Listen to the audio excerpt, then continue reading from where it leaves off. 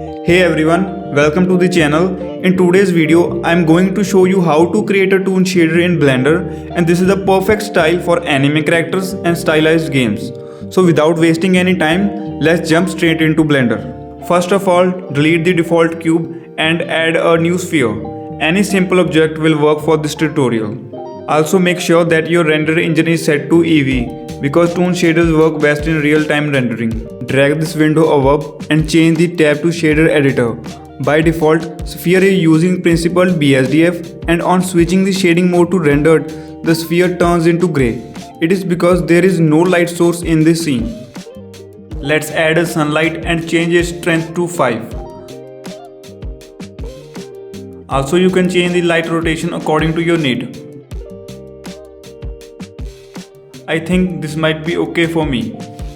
I simply duplicate the sphere just to show the difference between the principled BSDF and the Toon shader. Now the sphere which is in the left side is using the default shader, and to the right we are going to make it stylized. Now delete this principled BSDF and by pressing Shift plus A, search for diffuse BSDF and connect it to material output. The other node that we need is shader to RGB. Also search for color ramp. Make sure that in the color ramp settings you must change the linear style to constant. This creates that hard shadow look which is the key of our Toon shading.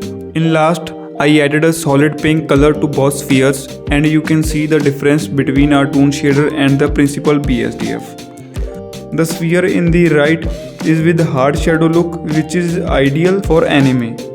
You can also rotate light to change the direction of lit surfaces. And that's it for today's Toon shader tutorial in Blender. Thanks for watching.